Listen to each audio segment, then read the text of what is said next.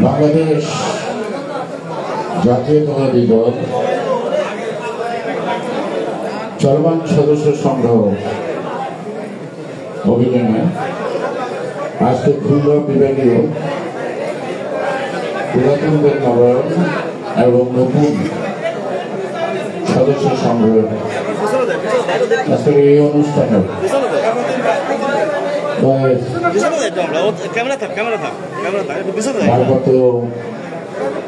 সাংগঠনিক সম্পাদক জনাব ইসলাম যার সভাপতি অনুষ্ঠিত আজকের এই অনুষ্ঠানটি পাশে আছেন সাংগঠনিক সম্পাদক কুমার কুন্দ এবং আমার দুই পাশে এবং পিছনে সকলেই পরিচিত দীর্ঘদিনের বিএনপির আন্দোলন সংগ্রামের মধ্য দিয়ে সকলের কাছে শুরু করছে। তাই আমি সকলের নাম না বলে সকলের প্রতি সম্মান এবং শ্রদ্ধা রেখে যারা সামনে বসে আছেন তাদের তো সবাইকে অনুষ্ঠানে সফল করে তোলা এবং এখানেই শেষ নয়, মনে করেন এখান থেকে আপনাদের যাত্রা শুরু। আজকে থেকে নতুন করে আপনাদের সদস্য সংগ্রহ চলবে, অপরদিকে যারা পুরাতন আছেন তাদেরকে ধন্যবাদ করবে। সে কারণেই বলছি যে আপনারা যে অবস্থানে আছেন সেখান থেকে একটু মনোযোগ কথা বললে সুবিধা হয় আমার এই জন্য যে আমাদের মনের জোর অনেক, আবার চাপার জোরটা কর্ম আমাদের মতো আমরা চাপায় এখন সেই জন্য একটু কথা কম বললে কথাগুলো শুনতে আপনাদের সুবিধা হবে। আপনার সূচনা পর্বে আপনাদের বক্তব্য কি করণীয় কিভাবে করবেন সেটা কিন্তু অনেকটাই পরিষ্কার। তো আমি মনে করি আজ থেকে এখান থেকে আপনার আশেপাশে আপনার পাড়া প্রতিবেশীরা অনেক বিএনপি পরিবার আছে, এই পরিবারগুলি সময় পেলে ভোট দেয় কিন্তু সবসময় আপনাদের আন্দোলন সংগ্রামে নামতে পারেন না। এটা ঘরের গৃহিণী, একটা স্কুল শিক্ষিকা, এই ধরনের অনেক আছে যারা দূর থেকে চোখে নিষ্ঠুর আচরণ আছে।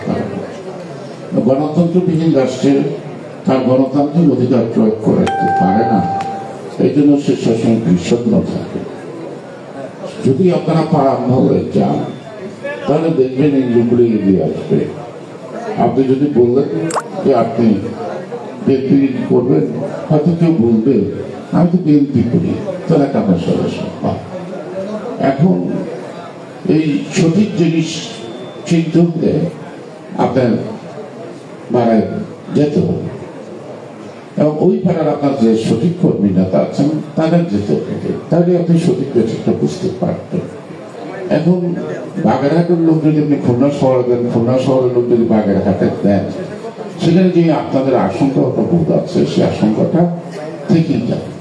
কিন্তু যার যার অঞ্চলে তারাই ভালো করতে পারবে সেখানে কোন কোন পরিবার। অর্থাৎ এটা কেন করা, এর তো কারণ আছে, নিশ্চয় কারণ আছে।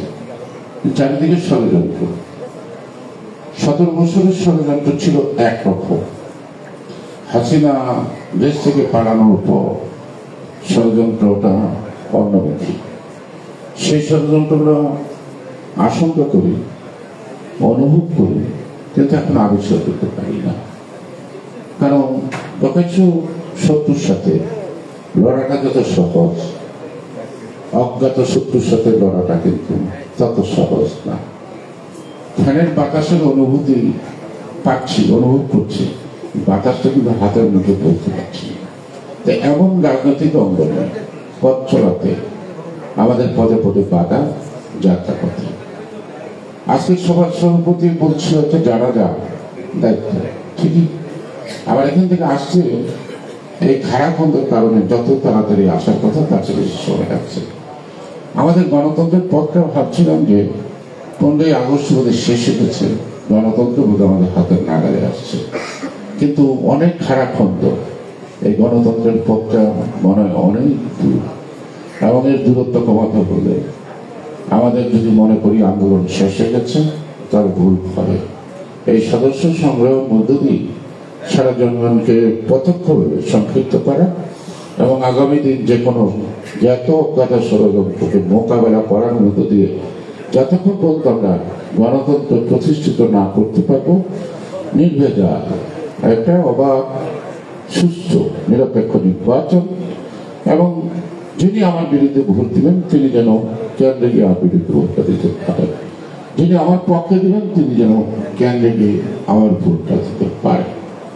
দীর্ঘ পথ চলার মধ্যে দেখা যাচ্ছে আমাদের দেশে আশেপাশের দেশে নির্বাচনের আগে এক ধরনের অবস্থা থাকে, আন্দোলনের সময় আরেকটা অবস্থা থাকে।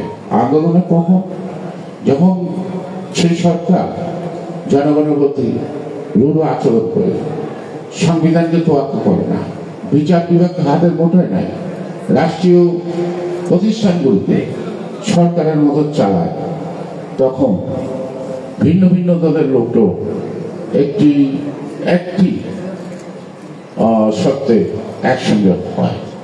কেন? স্বৈরাচারকে পতন ঘটানোর জন্য। আমরা 5ই আগস্টের আগ পর্যন্ত আমরা আস্তে আস্তে আমরা তাদের সকল রাজনৈতিক দলগুলোকে একত্রিত করতে পারছি। আমরা 7ই জানুয়ারির দামি নির্বাচনের পূর্বে আমরা সকল রাজনৈতিক দলগুলোকে একসঙ্গে করতে পারছি। কিন্তু যখনই সরকারের পতন হলো, আমাদের চলার পথে যারা একসঙ্গে ছিল তাদের কথাবার্তা আচরণে আঁচ করা যায় তারা ভিন্ন পথ নিচ্ছে। আমি বলছি না তাদেরকে নিয়ে আমরা একসঙ্গে নির্বাচন করব, এও বলছি না তাদের ছাড়া আমরা একাই নির্বাচন করব, কিন্তু আমরা একটা কথাই বলছি যে স্বৈরাচারের ফ্যাসিবাদের পতনে আমরা যেমন ঐক্যবদ্ধ ছিলাম, আগামী একটি সুষ্ঠু অবাধ নির্বাচন পর্যন্ত আদায় করা পর্যন্ত যেন আমরা একসঙ্গে থাকি। কারণ বহু দল যখন আছে বহু মত আছে, বহু দল যখন আছে তাদের আদর্শ আলাদা আছে, আবার অনেক আদর্শ আমাদের সাথে সাংঘর্ষিক না, কিন্তু কখন সাংঘর্ষিক এটা আদায় করার ক্ষেত্রে পদ্ধতিগত কারণে আমি বলি এই পথে যাবো, সে বলে যে না এই পথে যাওয়া যাবে না, ডাইন দিকে যাবো। আমি বলছি জাতীয় সংসদ নির্বাচনের কথা, আবার কোনো দল বলছে স্থানীয় সরকারের নির্বাচনের কথা। এইখান থেকে কিন্তু আপনি ভাবটা বুঝতে পারেন যে পদ্ধতিগত কারণে, প্রক্রিয়াগত কারণে এখানে এক ধরনের একটা অনৈক্য সৃষ্টি করছে, যেটা আগামী নির্বাচনটাকে আদায় করার ক্ষেত্রে আমাদের অনেক ক্ষেত্রে দুর্ভ বা কঠিন অবস্থানে দাঁড়াতে হতে পারে, সেই অবস্থানে পড়তে হতে পারে। একটি সরকার গেছে, আরেকটি কেন গেছে? যে 7ই জানুয়ারি নির্বাচন not duly elected fake election, so that আমরা একমত হচ্ছি, সেটা গেছে। এখন আমাকে আরেকটা সুষ্ঠু অবাধ নির্বাচনের মধ্য দিয়ে কি করতে হবে? একটি জাতীয় সংসদ নির্বাচন করতে হবে। সেই নির্বাচনটাকে অনুষ্ঠিত করার জন্য আমরা এক ঝাঁক বিশিষ্ট ব্যক্তি, জ্ঞানী ব্যক্তিদেরকে আমাদের সম্মানিত ডক্টর প্রফেসর ইউনূসের নেতৃত্বে আমরা তাদেরকে সরকার গঠন করছে, আমরা মেনে নিয়েছি, তাদেরকে সহযোগিতা এখনো করছি। কিন্তু আমরা সেই সহযোগিতা তো করছি, তাদের যে দায়িত্বটা যাকে অবাধ নির্বাচন করা, সেই দিকে তারা কতটুকু মনোযোগ। যে সংস্কারের শব্দটা আসছে, সেই সংস্কার তো আমরা 2 বছর অর্থাৎ 22 সালের প্রতিশ্রুতি নিই। On behalf of the whole party, যুগপৎ আন্দোলনের বিএনপির ভারপ্রাপ্ত চেয়ারম্যান জনাব তারেক রহমান সেই 31 দফা, আমরা প্রথম 27 দফা করছিলাম, সেটা সকলের সাথে মত বিনিময়ের মধ্য দিয়ে 31 দফা সংস্কার প্রস্তাব একমত হয়ে একটি জাতীয়ভাবে তিনি আমাদের অ্যাক্টিং চেয়ারম্যান তিনি জনগণের সামনে প্রস্তাব আকারে পেশ করলেন। একথাও তিনি প্রতিশ্রুতি দিলেন আমাদের চিন্তার বাইরে আরো যদি সুন্দর নতুন চিন্তা থাকে সেটা আমরা সাদরে গ্রহণ করার জন্য অপেক্ষা করব। আবার এই 5ই আগস্টের পরে তিনি আরেকটা অনুষ্ঠানের মাধ্যমে একই সংকল্প ব্যক্ত করলেন। সুতরাং সংস্কারে তো কোনো বাধা নাই। এই 31টি দফা 7টি কমিশন না করে যদি 7 জনকে এই 31 দফাটা বিশ্লেষণ করে সংযোজন বিযোজন বা নতুন চিন্তাধারা একসঙ্গে করে অনেক আগেই এই কাজটি সেরে ফেলতে পারত। হয়তো মাসের পর মাস লাগতো না, কারণ ওই 31 দফা তো প্রত্যেকের মতের বিনিময় হয়েছে, হয়তো আলাদা কোনো ডিফারেন্স ছিল না। এবং এটা দিয়ে তারা নতুন তৈরি করে সকল রাজনৈতিক দলকে একসঙ্গে বসে কথা বলতে পারত, আলাদা বলার প্রয়োজন হতো না। কিন্তু আমরা দেখছি এই সংস্কারকে কেন্দ্র করে গণতন্ত্রের সাথে মুখোমুখি দাঁড়া করছে। আমি মনে করি আমাদের দেশের দীর্ঘদিন 17 বছর গণতান্ত্রিক ব্যবস্থা যেটা হয়েছে সেটা গণতন্ত্র বলা যায় না, একটা ফেসিবাদের রূপ ধারণ করেছে, একটা স্বৈরতন্ত্রের চেয়েও ভয়াবহ রূপ ধারণ করেছে 17 বছরের গণতন্ত্র নামক এই কথাটি। সুতরাং একটি সুষ্ঠু অবাধ নির্বাচনই কিন্তু সকল সংস্কারের ভিত্তি স্থাপন করতে পারে। অর্থাৎ এইটি যে অনেক পরিবর্তন, অনেক পরিবর্তন আছে, রিফর্ম আছে, এটা ডিপেন্ডস অন কনস্টিটিউশন। আমি কনস্টিটিউশন গুলি যে ধারা যেভাবেই তারা লেখা থাকুক সেটাকে আমাকে পার্লামেন্টেই খণ্ডন করতে হবে, সেখানে আমার নতুন করে নতুন শব্দ প্রতিস্থাপন করতে হবে, অনেক শব্দ প্রত্যাহার করতে হবে। এটি তো সংস্কার। যেহেতু পার্লামেন্ট ছাড়া সংস্কার সম্ভব না, তাহলে গণতান্ত্রিকভাবে সুষ্ঠু নির্বাচনের মাধ্যমে যে সরকার হবে, যে পার্লামেন্ট হবে, সেই পার্লামেন্টের দায়িত্ব এই সংস্কার প্রস্তাবগুলি অর্থাৎ এর সাথে রেটিফিকেশন করা, কনস্টিটিউশনের সাথে সামঞ্জস্য করে যদি যেই ধারাগুলি জনবিরোধী, জনগণের অধিকার পূর্ণ করে যেসব ধারা, সেই সকল ধারাগুলিকে আমাদের কি করতে হবে, বাতিল করতে হবে, আবার নতুন করে ধারা দিতে হবে। আবার কেউ কেউ নতুন করে শব্দ দিচ্ছেন কনস্টিটিউশন অ্যাসেম্বলি এবং followed by the constitution assembly কি একটি সংবিধান রচনা। তাহলে আমি এই সংবিধানটাকে বাতিল করছি, এই সংবিধান আমি বাতিল করবো। 72-এর সংবিধান কি 72-এর জায়গায় আছে? 72-এর সংবিধান 72 সালে হওয়ার পর শেখ মুজিবের জীবদ্দশা 3টি সংশোধনী ছিল, অর্থাৎ 4র্থ সংশোধনী বলা হয়েছে। যে 4র্থ সংশোধনের মধ্য দিয়ে গণতন্ত্রের গলা টিপে হত্যা করে জানাজা করার আগে তার নিজের জানাজা হয়ে গেছে। সুতরাং 5ম সংশোধনের মধ্য দিয়ে আবার গণতন্ত্র, বহুদলীয় গণতন্ত্র আবার পুনর্জীবিত হয়েছে। মানুষ আশা দেখছে গণতান্ত্রিক ব্যবস্থাটাকে। কিন্তু আবার 62 সালের 24শে মার্চ একটি গণতান্ত্রিক সরকারকে এক বছরের জন্য ক্ষমতাচ্যুত করে আরেকটি সরকার রাষ্ট্র হোসেন মোহাম্মদ এরশাদ 9টি বছর লড়াই করে থেকে রাজপথ থেকে বিদায় দেওয়া হলো। অর্থাৎ এই দেশের মানুষ গণতন্ত্র প্রিয়, এই দেশের মানুষ গণতন্ত্র চায়, এই দেশের মানুষ কথা বলতে চায়, তার কথা বলার অধিকার দিতে হবে। সেটা আমি মেনেই বলি আর ব্যক্তি বলি, ব্যক্তির স্বাধীনতা বলি আর আমি মিডিয়ার স্বাধীনতাই বলি, কথাটা কিন্তু এক এবং অভিন্ন। সুতরাং আজকে আবার আমাদেরকে 9 বছর আন্দোলন করতে হবে। সেই আন্দোলনের মধ্য দিয়ে কিন্তু আমাদেরকে গণতন্ত্র পুনরুদ্ধার করার পরেও আবার হুচুক পেল গণতন্ত্র 11 ষড়যন্ত্রের মধ্য দিয়ে। 11 ষড়যন্ত্রের মধ্যে যে সকল বুদ্ধিজীবী, সুশীল সমাজ এবং পর্দার আড়াল থেকে কুশীল হিসেবে কাজ করছে, এসবরা এখন এই সরকারের ধারে চাচ্ছে এবং তাদেরকে হয় মিসগাইড করছে অথবা তারা একত্রিত হয়ে বিভিন্ন রাজনীতিকরণের প্রক্রিয়াটা অব্যাহত রাখছে বলে আমার ধারণা, আমার আশঙ্কা। যদি নির্বাচন দেওয়ার প্রশ্ন আসতো তাহলে দেখেন, যদি শেখ হাসিনা না পালিয়ে 4 তারিখে অথবা 5 তারিখে জাতির উদ্দেশ্যে ভাষণ দিয়ে সে পদত্যাগ করে পার্লামেন্ট বাতিল করে থাকতো, তাহলে 3 মাসের মধ্যে কিন্তু নির্বাচন কমিশনকে নির্বাচন করতে হতো। অর্থাৎ একটি পার্লামেন্ট বাতিল হওয়ার পরে, এটা সরকারের পদত্যাগের পরে mandatory within the 90 days election মাস, তাহলে যদি সেটি নিয়ম হয়, বর্তমান নির্বাচন কমিশনের 1 বছর 1.5 বছর লাগবে কেন? তো প্রত্যেকটা সরকারের বিদায় হওয়ার পরে যদি এত সময় লাগবে, তাহলে কি প্রতিটা নির্বাচনের পর 2 বছর সময় দেবে?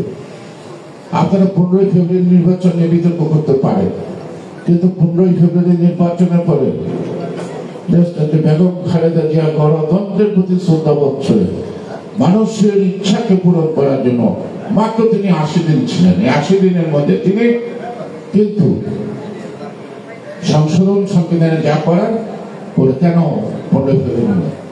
এই জামায়াত এবং আওয়ামী লীগ যদি সংসদ থেকে পদত্যাগ না করতো তাহলে এটা কিন্তু সেই দিনই সমাধান করা সম্ভব হতো। কারণ বিএনপি 2/3 মেজরিটি ছিল না, সেখানে 15 ফেব্রুয়ারি নির্বাচন করে সেই নির্বাচনে কিন্তু দিনে ভোট ডাকা হয়, ভোট দখলও হয় না, হয়তো ভোটের পার্সেন্টেজ করা হয়েছে, কিন্তু তারপর কয়েকটি আসনে নির্বাচন হয়নি। সরকার গঠন করে 80 দিনের মাথায় বেগম খালেদা জিয়া পায়ে হেঁটে বঙ্গবন্ধুকে তিনি দায়িত্ব অর্পণ করে আরেকটি নির্বাচন করার আহ্বান জানিয়ে আসছে। সেই নির্বাচনটা তো 90 দিনের মধ্যে হয়েছে। সেই নির্বাচনের পর তো অন্য কিছু প্রয়োজন হয় নাই। তাই আজকে নানা দিক থেকে নানা কথা। আজকে আপনার দেখেন, গতকালই তো হতো সেনা সদরের একটা সভা। সেনা সদরের সবাই কি বলেছেন আমাদের সেনা প্রধান, আমরা সবাই শুনছি। এর আগেও তিনি বলেছেন অনেকদিন আগে যে ডিসেম্বরের মধ্যে নির্বাচন সম্পন্ন করতে হবে। আবার কালকেও তিনি বলছেন ডিসেম্বর ইলেকশন পসিবল। তাহলে আজকে তাকে এই কথা বলতে হচ্ছে কেন, কি কারণে? এবং তারা সরকার প্রধানের সাথে 3 বাহিনীর প্রধান দেখা করে তারপরে জাতির উদ্দেশ্যে তারা ওপেন তো কথা বলছে। সেই পয়েন্টগুলো যদি বলেন তাহলে আমি বলবো যে এটাকে আমরা যদি ইতিবাচক ভাবে গ্রহণ করি তাহলে জাতির জন্য আমাদের মঙ্গল অমঙ্গল না। তারা কিন্তু রাষ্ট্র দখল, সরকার দখল, ক্ষমতা দখলের অভিপ্রায় ব্যক্ত করে নাই। তারা কতগুলো আশঙ্কার কথা বলেছে এবং সেই আশঙ্কা থেকে মুক্ত থাকার জন্য তারা বলছে যে কাজ যা করার যে করতে পারে তাকে করতে হবে। একটা অনির্বাচিত সরকার কিছু কিছু গুরুত্বপূর্ণ চুক্তির মধ্যে হাত দিয়েছে। আমরা অনুমান করি বঙ্গোপসাগরের ঘটনা, আমরা অনুমান করি আমাদের সেন্ট মার্টিন দ্বীপের ঘটনা, আমরা অনুমান করি মিলিটারি বেসেস কিসের করিডোর আরাকান থেকে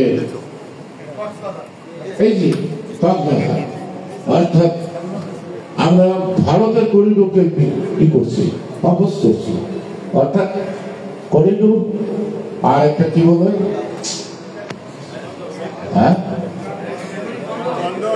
না মানুষ বলছে না, একটা হলো যে এক দেশ থেকে আরেক দেশে যেতে মাঝখানে আরেকটি দেশ ব্যবহার করছে, এটা হলো ট্রানজিট। আর আমার বাড়ি থেকে আমার বাড়িতে যেমন আরেকজনের বাড়ির উপর দিয়া, সেটা বলা হয় করিডোর। অর্থাৎ শুধু ইন্ডিয়া ব্যবহার করবে বাংলাদেশকে তার পূর্বাঞ্চল থেকে পূর্বাঞ্চলে যাওয়ার জন্য, কিন্তু পূর্বাঞ্চল থেকে এই রাস্তাটা কিন্তু চায়না বা অন্যদিকে যাবে না। সেই জন্য আলাদা করে বলছি সেটা করিডোর। এই যে বিষয়গুলি আসছে এগুলি তো এমনি আসছে না, সেই কথাগুলি তারা প্রকাশ করেছে। কারণ এই মানবিক করিডোরের নাম হয়, কখন এটা দানবিক করিডোর হবে, কখন এখান দিয়ে জনগণের যাতায়াতের পরিবর্তে অস্ত্র বহন হবে। আরাকানের সোলজাররা যদি এইটাকে ব্যবহার করে তাহলে তো তারা খালি হাতে তারা গাড়ি চালাবে না, তারা তাদের ভ্রমণ করতে আসবে না। তো সেই কারণেই আমার স্বাধীনতা হুমকির সম্মুখীন হতে, আমার নতুন নতুন শত্রু সৃষ্টি হতে পারে বাংলাদেশে ভূখণ্ডকে আক্রমণ করার জন্য। সেই আন্তর্জাতিক থেকে আরম্ভ করে প্রতিবেশী এবং অন্যান্য দেশ সকলের বেলায় আমাদের যে পররাষ্ট্রনীতি, কারোর সাথে শত্রুতা নয়, সকলের সাথে বন্ধুত্ব। কেউ আমাদের প্রভু নয়, সবাই আমাদের বন্ধু। এই নীতিটি আমাদের পররাষ্ট্রনীতি। কাউকে অতি প্রাধান্য দেওয়া, কাউকে অতি গুরুত্ব দেওয়া, কাউকে গুরুত্ব না দেওয়া, এটা পররাষ্ট্রনীতি হয় না। আজকে সারা গ্লোবালি, সারা পৃথিবীটা একজন আরেকজনের উপর নির্ভরশীল, কম আর বেশি। কোন দেশই সম্পূর্ণ না তার দেশের নাগরিক চাহিদা পূরণ করে, এমনকি আমেরিকাও না। আমেরিকাকেও নানা দেশ থেকে পণ্য আমদানি করতে হয়, না হলে আমেরিকা উৎপাদন করে নাই সব পণ্য। তো সেই কথাগুলি যে আজকে আসলো মুখামুখি কেন? হাসিনার সময় সেনাবাহিনীর পক্ষ থেকে এরকম কথা আসে না। আজকে আসলো কেন, কি কারণে আসছে? তারা তো প্রকাশ্যে বলেছে, দেখাও করেছে। তাহলে এটার মধ্যে আমাদের একটা সংশয় আছে না? আমরা সংশয় করতে চাই না। আমরা তো এই সরকারকে সর্বাত্মক সহযোগিতা দিয়ে যাচ্ছি, কিন্তু এই সরকার যদি আমাদেরকে আন্ডারমাইন করে, এই সরকার যদি কি নতুন ভূমিষ্ঠ একটি রাজনৈতিক দল তাদের কথায় যেখানে নিষিদ্ধ সবসময় কনভেনশনালি যদি সরকারের ব্যবহার নাও হয়, প্রধানমন্ত্রীর গণভবন, প্রধানমন্ত্রীর ভবন বা প্রধান উপদেষ্টা যেখানে ধরেন প্রধান বিচারপতির বাড়ি, এখানে আমরা কিন্তু কখনো মিটিং মিছিল করি না। হয়তো আমরা কিন্তু যোগ দিই, কিন্তু ওখানে কোনো স্টে করি নাই। কিন্তু সেই নিষিদ্ধ এলাকাগুলি, প্রটেক্টেড এলাকাগুলি রাষ্ট্রীয় গুরুত্বপূর্ণ, সেখানে তার 3 দিন ঘুমাইও খাইলেও দেয়, আর তাদের দাবি তো মানা হয়ে গেল। তাহলে কয়েকজন লোক যদি দাঁড়ায় থাকলে দাবি মানা যায়, এটি যদি কালচার হয়, তাহলে আমাদের লক্ষ লক্ষ নয় কোটি কোটি জনগণ আমরা কোথায় গিয়ে দাঁড়িয়ে থাকি? আর আমরা যদি দাঁড়িয়ে থাকি, আপনারা কোথায় যাবেন? একবার হিসাব করেন, একেবারে হিসাব করেন। আমরা কেন বলছি, এই সরকার কাছ থেকে আমরা একটা শান্তিপূর্ণভাবে নির্বাচন আশা করি। আমরা চাই নাই এই সরকারের বিরুদ্ধে আমরা আন্দোলন করতে। কেন আন্দোলন করে একজনকে আনলাম, আনার পরে যদি তার বিরুদ্ধে আমরা কথা বলি, কেমন দেখায়? একটু সময় লাগে, দিলাম সময়। কত সময় লাগে সঠিকভাবে তো বলেন, সঠিকভাবে তো বলেন না। একবার বলেন ডিসেম্বর, আবার বলেন জুন, ঠিক আছে? তা আপনি সকালবেলা আমাকে নাস্তা খাওয়াতেছেন, এখন আপনি যদি রাত্রিবেলা ডিনার খাওয়ান, আমি সারাদিন না খেয়ে বসে থাকবো নাকি? ক্লিয়ার করেন, either June or December, clear করেন, সোজা কথা বলেন। এত পাকা কথা বলবেন কেন? কি লাগবে আপনাদের? কি কারণে আপনাদের সময় লাগবে? এটা সকল মানুষ, আমরা ক্ষমতার জন্য পাগল হই নাই। ক্ষমতার মালিক দেশে জনগণ, জনগণই সকল ক্ষমতার উৎস, কিন্তু বিশ্বাস করে সেই জিয়াউর বাণী। জনগণ কাকে ক্ষমতায় বসে কি জানি? আমি জানি না। জনগণের তার দেশের মালিকানা, তার ভোটারের অধিকার প্রতিষ্ঠিত করে যাকে খুশি সরকার বানাতে পারে না। সুতরাং আমি ক্ষমতায় যাওয়ার জন্য পাগল, আমি ক্ষমতায় যাব এই আশঙ্কা করে বিএনপিকে ক্ষমতায় যেতে দিবেন না, এটা তো একটা চক্রান্ত, এটা তো একটা চক্রান্ত। আজকে যদি হাসিনা কলকাতা ইন্ডিয়াতে পাড়ায় পাড়ায় নির্বাচন করে, তাকে যদি দেশের মানুষ হাসিনারা গ্রহণ করে, আমি কি করার আছে নাকি? আমি সেই নির্বাচন মেনে নিব, কারণ এটা জনগণের রায়। যেন undoubtedly everybody can say the election proper and fair and free হচ্ছে। এই মিডিয়া যেন বলতে হবে ফ্রি অ্যান্ড ফেয়ার ইলেকশন হচ্ছে। ফ্রি অ্যান্ড ফেয়ার ইলেকশনে কে বড় ব্যক্তি ফেল করলো আর কোন ছোট ব্যক্তি পাস করলো, matter at all in democracy. সেই জন্যই আমরা বলছি ইলেকশন দেন। তার মানে আপনারা এখন টের পাইছেন বিএনপি ক্ষমতায় গো, তা আপনাকে কি বসানো হয়েছে এখানে বিএনপি যাতে ক্ষমতায় না আসতে পারে তার জন্য? আর যারা নাকি আজকে স্থানীয় সরকারের নির্বাচনের কথা বলে, নানা ধরনের বিএনপির বিরুদ্ধে আরোপ করে, তারা এখন ট্রাভেল এজেন্সি খুঁজছে, ব্যস্ত যাওয়ার টিকিট করছে। আরে বেটা, তোমরা নিজেরা ব্যস্ত যাবে কিনা এটা তো কনফার্ম না, ওই ব্যস্ত যাওয়ার টিকিট করছে তারা। অর্থাৎ ওইখানে নাম লাগে আপনি ব্যস্ত দেবেন। কেন আজকে আপনাদেরকে ঘরে ঘরে যেতে হবে? নতুন সদস্য সংগ্রহ করতে, নতুন ভোটার সংগ্রহ করতেছে না, যারা ভোটের প্রাপ্তবয়স্ক, ঠিক এইভাবেই আপনাদেরকে সংগ্রহ করতে হবে। এবং এরা কি করে? মসজিদে বৈশাখ খুতবা দেয়, খুতবার মধ্যে রাজনীতির কথা বলে, খুতবার করে আবার গোপন বৈঠক করে। মসজিদ মন্দির রাজনীতির কেন্দ্রবিন্দু হতে পারে না, তাতে সম্প্রদায় সম্পদ দূরত্ব পায়। এক পাঞ্জাবের স্বর্ণ মন্দিরে রাজনীতির আশ্রয় কেন্দ্র করে ভারতকে আজও আশঙ্কা মুক্ত করতে পারে না। সুতরাং ওটা পবিত্র স্থান, আল্লাহর ইবাদতের জায়গা, সকলের সমান অধিকার। ইমাম সাহেব তার নিয়ম মতো কতক কয় রাকাত নামাজ পড়ার তার দায়িত্ব। খুতবা দিবেন ধর্মের উপর, ব্যাখ্যা দিবেন। কোন রাজনৈতিক ব্যাখ্যা, কোন রাজনৈতিক দলের পক্ষে বিপক্ষে কথা বলা জায়গা মসজিদও না, মন্দিরও না। এটা আমরা অবশ্যই নিন্দা করি, প্রতিবাদ করি। রাজপথে আসেন, দেখান রাজপথে, সেখানে আমরা আপনাদেরকে বলবো রাজপথে আসেন। সেই জন্যই আপনারা কখনো আমাদেরকে ক্ষমা করে দেন, কখনো ভারতের সাথে সম্পর্ক করতে চান, আবার কখনো ভারতের সাথে বন্ধুত্ব করতে চান এবং দৌড়াদৌড়ি করেন। সব খবর তো সবাই জানে, কে জানে না। তো সেই কারণে যখন নিজের স্বার্থের জন্য যে রূপ ধারণ করার কথা, সেই স্বার্থ রক্ষার জন্য আপনারা ব্যস্ত থাকেন। আপনাদের জন্ম জিয়ার আমাদের না, আপনাদের জন্ম এরশাদের আমাদের 84 সালে, এবং 86 সালে স্বৈরাচারের স্বীকৃতি দিয়েছিলেন আপনারা, আওয়ামী লীগ সহ। বিএনপির বিরুদ্ধে আন্দোলন করছেন আপনারা, আওয়ামী লীগ সহ। সুতরাং বহিরূপী চরিত্র নিয়ে জনগণকে ঐক্যবদ্ধ রাখার সুযোগ না। বিএনপির বহু রূপ নাই, একটাই রূপ। বিএনপি জাতীয়তাবাদে বিশ্বাস করে, বিএনপি গণতন্ত্রে বিশ্বাস করে। সুতরাং বিএনপি একটি স্বনির্ভর বাংলাদেশ চায়। বিএনপি পরনির্ভরতা চায় না, বিএনপি কোনো দাসত্ব স্বীকার করে না। সেই জিয়া রহমানও যেরকম দেখিয়ে গেছে, জীবন দিয়ে গেছে, তেমনি খালেদা ধীরে ধীরে ঢুকে ঢুকে নানা নির্যাতিত হয়েছে, মাথা নত করে নাই। আর যিনি বলেছেন শেখের বেটি কখনো পালায় না, শেখের বেটি প্রমাণ করলো পালায়, আর শেখের বেটি পালায়, শেখের বংশই পালায়। শেখও কিন্তু পালায়, সেও কিন্তু পালায় প্রমাণ করছে শেখের বংশই পালায়, জিয়ার বংশ পালায় না, জিয়ার অনুসারীরা পালায় না। তারা জীবন দিতে জানে, তারা জীবন দেওয়ার জন্য প্রস্তুত।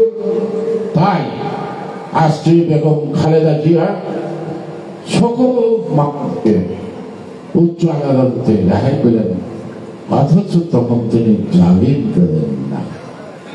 মার্ডার কেসের আসছে, ফাঁসির আসামি বাংলাদেশে জামিন হয়েছে, এই রেকর্ড আছে। বিচারক আদালতের রায়ের বিরুদ্ধে যদি কেউ চ্যালেঞ্জ করে, আপিল করে, আপিল যদি অ্যাকসেপ্ট করে হায়ার কোর্ট, তখন তার জামিন পাওয়ার অধিকার আসে, কিন্তু দেন নাই। একটি বিদেশি টেলিভিশনে আমার একটা সাক্ষাৎকারে আমাকে বলছিলেন একজন সাংবাদিক, যে তারেক রহমানের তো সব মামলা থেকে তিনি নির্দোষ প্রমাণিত হয়েছে, তিনি কবে যাবেন? আমি যে আপনি কি নিশ্চিত তিনি সব মামলা থেকে রায় পেয়েছেন? বলে হ্যাঁ। তা আমি বললেন যে আপনার কথা যদি ঠিক হয় তাহলে ঠিক, আমি জানি বা না জানি। তো এই মুহূর্তে আমার যৌবনকালে, যুবককালের একটা দেখার ছবি হয়তো কত বছর আগে, জানি না, 50 বছর হবে, সবার উপরে ছায়া ছবি পশ্চিমবঙ্গে। সেখানে একজন ব্যক্তি 8 বছর পর আপিলে জয়লাভ করে প্রমাণ করলো তিনি খুনি ছিলেন না, প্রকৃতি খুনি নতুন করে আবিষ্কার করল। তখন ধার কাত করে বুড়াটা জজের দিকে আঙুল দিলে বললো, ফিরে দাও আমার 12টি বছর। অর্থাৎ যে বিনা কারণে আমাকে 12টা বছর তুমি চলতে পারি না, ফিরে দাও। আজকে তারেক রহমান যদি বলে বাংলাদেশের মানুষের সামনে, ফিরে দাও আমার 17টি বছর, তোমাদের চক্রান্তের মিথ্যা জানে কিছু কিছু পত্র পত্রিকা প্লট তৈরি করে 111 সৃষ্টি করেছে। কিছু কিছু বুদ্ধিজীবী সুশীল সমাজের লোক বিএনপির নামে অপবাদ দিয়েছে। আজকে একে একে যে সকল অপবাদ অসা, কোনটাই প্রমাণ হইল না। তাহলে এই 17 বছর জনগণের অধিকার কোথায় চলে গেল? বেগম খালেদা জিয়ার জীবনের এই 17টি বছর কে ফেরত দিবে? তারেক রহমানের 17টি বছর কে ফেরত দিবে? বাংলাদেশের প্রতিটি নির্যাতিত মানুষের 17 বছর কে ফেরত দিবে? তাই ডক্টর মোহাম্মদ ইউনূস সাহেব, আপনি নোবেল প্রাপ্ত, আপনার পাশে একটা আছে বারমানি, বার্মাতে আমি সুচির নোবেল প্রাপ্ত আছে। দেখেন নন্দিত আজকে কোনভাবে বার্মাতে নিন্দিত। আমি আশা করব আপনি নন্দিত হয়ে বিদায় নেন, নৃত্য করে বিদায় দিয়ে না, আপনি জনগণের অধিকার জনগণের হাতে ফিরিয়ে দেন। আপনি তো কয়দিন কোর্টে গেছেন, আমরা প্রতিবাদ করছি, কয়দিন কোর্টে গেছে আমরা প্রতিবাদ করছি, আমরা এখনো কোর্টে যাই। আপনার জেল হলো আগের দিন, পরের দিন কি হইল, শাস্তি বাতিল হয়ে গেল, তারপর দিন আপনার শপথ করলেন। আপনার কোনো মামলা মকদ্দমা নাই। আমরা 17 বছর ঘোড়ার ঘাস খাচ্ছি যে এখন আমাকে জেলখানে আমাদের যেতে হয়। কেন যেতে হয় আমাদেরকে কোর্ট কাছারিতে? কি কারণে? একটি কারণ, সেটা হলো এইটুকু যে ওই যে 3-6টি বাংলাদেশে কি একটা আন্দোলন হয়েছে, বাংলার ভাষা আন্দোলন ঐতিহাসিক না? বাংলার ভাষা আন্দোলনে যারা জীবন দিয়েছে এটা কি ঐতিহাসিক না? এখন কি ধর্ম ধর্ম নির্বিশেষে সেই শহীদদের সালাম জানায় না? সেই ভাষা আন্দোলন থেকে কিন্তু গণতান্ত্রিক চেতনাবোধের এই অঞ্চলে শুরু হয়। 23 বছর লড়াই করে আইনকে তাড়িয়ে 69 গণঅভ্যুত্থানের মধ্য দিয়ে ছাত্ররা 11 দফার ভিত্তিতে আওয়ামী করো না আদার্স পার্টি, এই ছাত্রদের তখনই আমরা ঢাকা বিশ্ববিদ্যালয় আন্দোলনের নেতৃত্ব দিই। মাওলানা ভাসানী শুধুমাত্র হুঙ্কার দিয়ে দাঁড়াইলেন আমাদের পাশে। সেই আন্দোলনের জনগণের ভোটাধিকার আসলো, জনগণ 70 সালে ভোট দিল, কিন্তু জনগণের ভোট ম্যান্ডেটরি মানল না। আর মানল না বললেই তো আমাদেরকে যুদ্ধ করে রক্ত দিয়ে দেশ স্বাধীন করতে হলো। ঠিক সেই রাজনৈতিক নেতা অনিশ্চিত ছিল। জিয়া রহমান সর্বপ্রথম ডাক দিলেন, ডাক দিল, যুদ্ধ শুরু হলো, প্রবাসী সরকার গঠন হলো, যুদ্ধ শেষ। যারা সেদিন আর্মি, পিআর, পুলিশ, ছাত্র জনতা মুক্তিযুদ্ধে অংশগ্রহণ করেছে, আমরা তো গণভবনে যাই নাই, আমরা তো বঙ্গভবনে যাই নাই, আমরা যার যার পাঠশালায় গেছি। জিয়া রহমান তার কর্মশালায় গেছে, শফিউল্লাহ তার কর্মশালায় গেছে, মীর শওকত আলী সে আবার আর্মিতে ফেরত গেছে। তারা তো সরকার গঠন করতে চায় নাই। স্বৈরাচার বিরোধী আন্দোলনের পরে নির্বাচনের আগে আমরা তো সচিবালয়ে যাই নাই। আর একটা আন্দোলন, এটি কি শেষ আন্দোলন না? এই আন্দোলনে যারা ভূমিকা রাখছেন অগ্রভাগে, তাদেরকে আমরা বলছি মাথার মুকুট। আর মাথার মুকুট যদি নিচে নিচে পড়ে যেতে চায়, সেই মুকুট আগে আমরা রাখবো কি করে? তারা আসতে দিচ্ছে না, তারা সরকারে যায়। আমি নিজে বলতে পারি, স্বাধীনতা যুদ্ধে 70 নির্বাচনে আপনাদের টোটাল যশোর খুলনার অঞ্চলে কাজ করছি। আমি 11 নভেম্বর মুক্ত যশোরের কেশবপুর অঞ্চলে জনসভা করে গেছি। তখনও 16 ডিসেম্বর আসে নাই। সুতরাং আমি তো অনেক আন্দোলন করছি, আমরা তো আন্দোলন করে দূর দিয়ে গণভবনে ঢুকি নাই, যাইনি তো, একই নিয়মের মধ্যে দিয়ে গেছি। আপনারা কেন সে অফিসে অফিসে যান, সকালবেলা ওইটা অফিসে যান কেন, ডিসি অফিসে যান কেন? আপনারা কারণ সরকার চালান নাকি? আপনাদের দাবি দেওয়ার সাথে করবেন, আপনাদের দাবি দেওয়া জনগণের দাবি দেওয়ার সাথে তো সাংঘর্ষিক হবে না, হবে না তো। আর কারো জীবনের ত্যাগের মূল্য টাকা দিয়ে হয় না, এটা আলাদা জিনিস। ত্যাগের বিনিময়ে জনগণের ভালোবাসা, সেটা পয়সাটা কেনা যায় না, মৃত্যু বাটখারাটা পাল্লায় মাপা যায় না। এদেশের জনগণ আপনাদেরকে মাথায় নিচ্ছে, কিন্তু মাথা থেকে যদি লাভ দিয়ে পড়ে যেতে চান, তাতে যদি আপনার ক্ষতি হয়, তার জন্য তো জনগণ দায়ী থাকবে না, কোনো রাজনৈতিক দল তো দায়ী থাকবে না। আপনারা বড় বড় মুরব্বীদেরকে নানাভাবে তিরস্কার করে কথা বলেন। একটা আন্দোলন করে 63 বছর যাবৎ আন্দোলন করছি, 63 বছর 62 শিক্ষা আন্দোলন থেকে আমার রাজনৈতিক জীবনে আন্দোলন শুরু। রাস্তায় নেল খেয়েছি, গুড়ি খেয়েছি, মাথা ফাটছে, কথা পেছে করছে, পিস পাথর হই নাই, হই নাই। সুতরাং আমরা যদি 15টি বছর দৌড়াতে দৌড়াতে এই জায়গায় না আনতে পারতাম, আপনাদের পক্ষে হাসিনাকে তাড়ানো সম্ভব ছিল না। আমরা যদি ছদ্মবেশে আমার যুবক, আমার স্বেচ্ছাসেবক, আমার ছাত্রদল যদি না ঢুকত, আর অভিভাবকের বেশে এই ছাত্রদেরকে রক্ষা করার জন্য অভিভাবক হয়ে যারা রাস্তায় নামলো, সেই জনতা আমজনতা না, সেই জনতা রাজনৈতিক সচেতন জনতা। আমরা তো আপনাদের কাছে মূল্য পেতে পারি না। হাসিনা বলছে না এখানে ষড়যন্ত্র আছে নাকি? হ্যাঁ, ষড়যন্ত্র তো ছিলই। ধর্ম, সত্য, ন্যায়, নিষ্ঠা, গণতন্ত্র প্রতিষ্ঠা যাহা কিছু করা হয় সেটা গণতন্ত্রের অংশ, সেটা ধর্মের অংশ, সেটা ষড়যন্ত্র না। ষড়যন্ত্র মোকাবেলা করার জন্য যে কৌশল অবলম্বন করা হয়, অন্যের দৃষ্টিতে ষড়যন্ত্র হইল, সেই কৌশল অবলম্বন করে ষড়যন্ত্র মোকাবেলা যারা করে তাদেরকে ষড়যন্ত্রকারী বলা যায় না। আমরা ষড়যন্ত্র করি নাই, আমরা সুযোগ বুঝছি। এই ছাত্ররা সামনে নামছে, ওদের পিছনে যদি আমরা থাকি ওরা সফল হবে।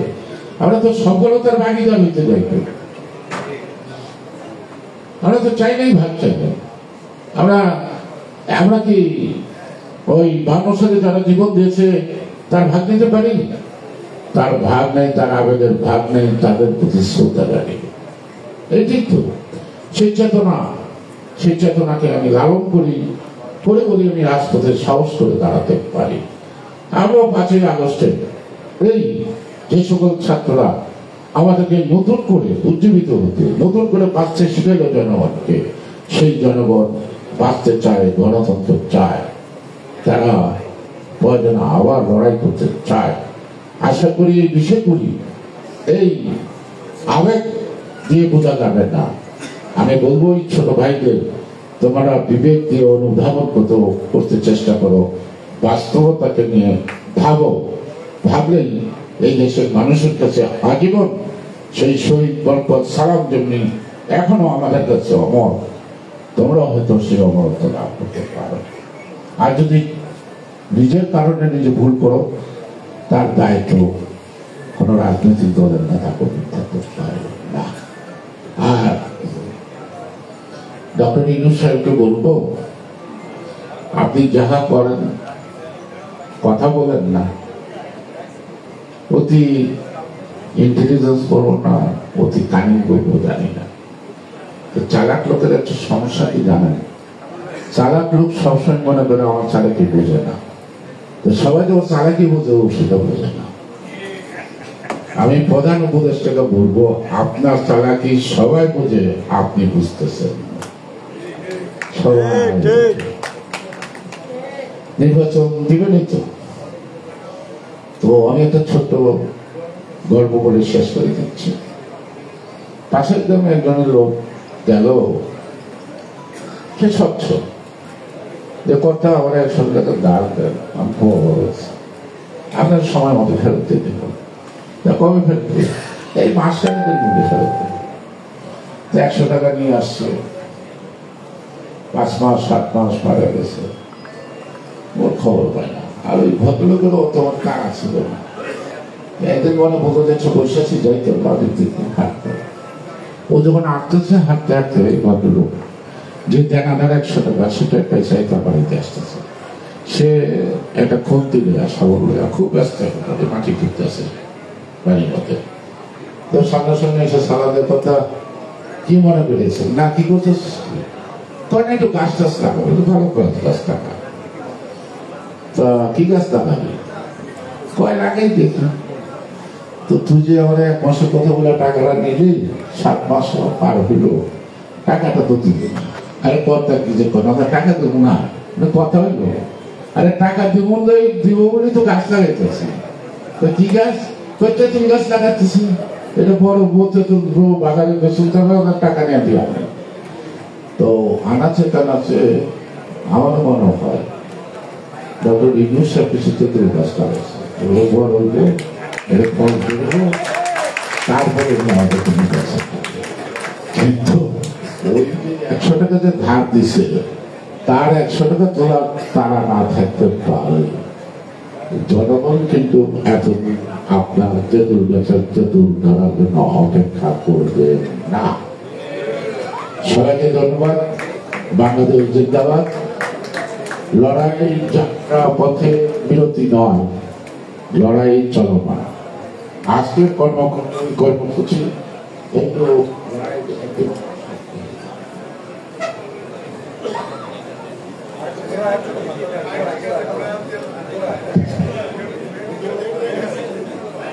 ধন্যবাদ।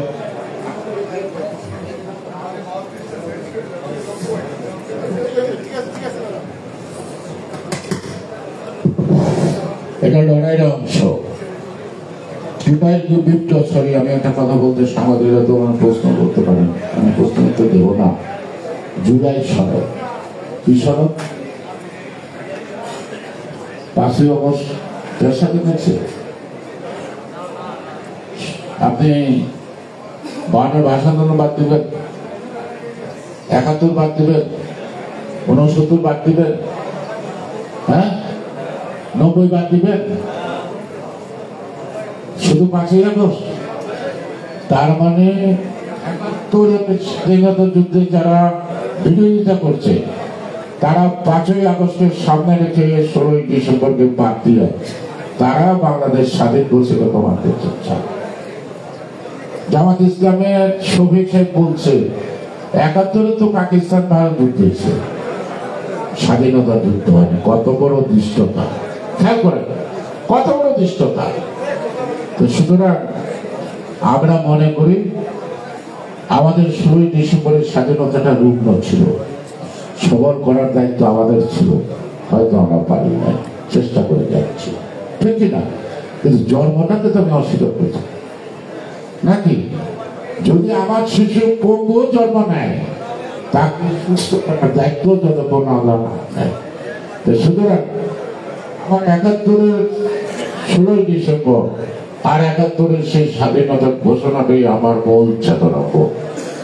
ধারাবাহিকভাবে যখন হোঁচট খাই, আবার নতুন করে দাঁড়িয়ে আমরা প্রায় লক্ষ্য অর্জন করতে চাই স্বাধীনতা, সার্বভৌমত্ব ও গণতন্ত্র। সবাই ভালো থাকবে এবং ভালো থাকার সুযোগ নেই বলতে আমার নামতেই হতে পারে। আমি কবে নামতে হবে জানি, আবার প্রস্তুত থাকেন। কারণ আমরা বুঝতে পারছি যে না, কেউ সহজে কেউ কিন্তু থাকে না। আর তত মায়ের কাছে খাবার না চাইলে মা খেতে দেয়, ক্ষুধার্ত শিশু বুঝে না, চিৎকার যখন বেশি দেয় তখন বুঝে দেয় আমাদের খাবার খেতে। সুতরাং আমাদের চিৎকার, আমাদের আওয়াজ গগন বিদারী না করলে আমরা সহজে গণতন্ত্র মুখ চোখে দেখতে পারবো। বাংলাদেশ